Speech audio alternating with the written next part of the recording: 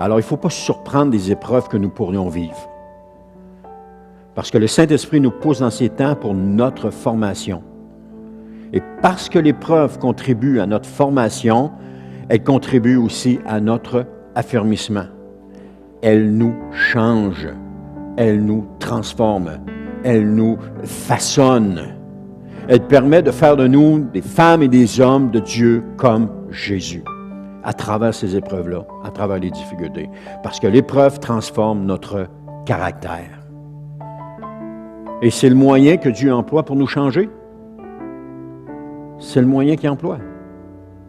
L'apôtre Pierre dit dans 1 Pierre 4,12 de ne pas être surpris d'avoir été plongé dans la fournaise de l'épreuve comme s'il vous arrivait quelque chose d'anormal. Les épreuves que nous vivons sont normales. Ça fait drôle à dire, hein, parce qu'on n'en veut pas de ça. Mais oui, elles sont normales.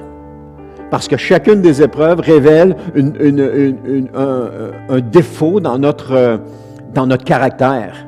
Et chacune des épreuves a pour but de corriger ce défaut-là dans notre caractère.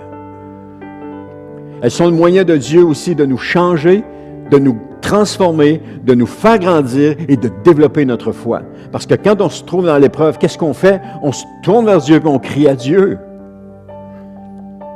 Puis il ne faut pas être surpris de cela. Parce que dans ce moment-là, c'est le moment de faire confiance à Dieu. De lui faire confiance. Parce que c'est là que vous allez voir Dieu agir. Peut-être à un moment donné, ça vous paraît tout noir, ça vous paraît tout négatif. Job, quand il a commencé son temps d'épreuve, c'était pas joujou, c'était pas drôle. Il a tout perdu.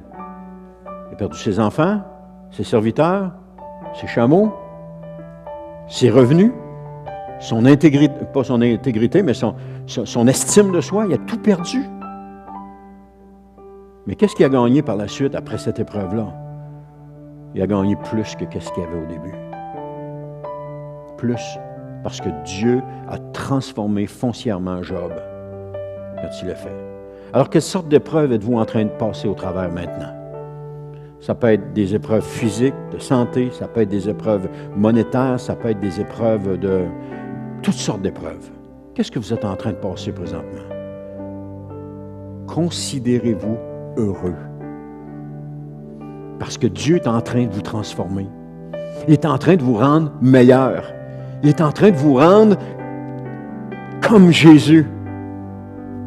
Puis quand votre conjoint ou votre conjointe va vous regarder puis va dire « Mais, t'es vraiment comme Jésus », c'est que vous allez avoir passé à travers toutes les épreuves. Je pense pas que ça arrive, hein? Non, moi non plus. Je pense pas que ça arrive. Jacques nous dit, considérez-vous heureux quand vous passez à travers les épreuves. Mais considérez-vous heureux, Dieu est en train de vous transformer. Je sais que c'est pas facile. Je sais que quand on vit des choses, on dit, oh Seigneur, je me considère heureux que tu es encore en train de me transformer. Oh. C'est pas toujours facile. C'est pas toujours évident. Ça fait mal, mais ça contribue à notre transformation. Ça contribue à faire de nous ce que nous sommes aujourd'hui. Ce que vous êtes aujourd'hui, c'est le lot des épreuves que vous avez passées dans le passé. C'est ça qui fait que ce que vous êtes aujourd'hui. Et ce qui va faire que vous allez être ce que vous allez être demain, c'est aussi à travers quoi vous allez passer.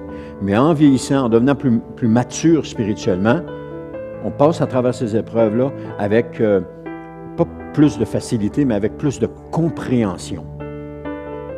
On contribue avec Dieu à notre transformation et c'est beaucoup moins souffrant que quand on résiste à Dieu. Parce que quand on résiste à Dieu, ça fait mal, c'est dur, ça fait mal. Mais quand on contribue avec lui, on est transformé, on est changé et puis c'est beaucoup plus facile.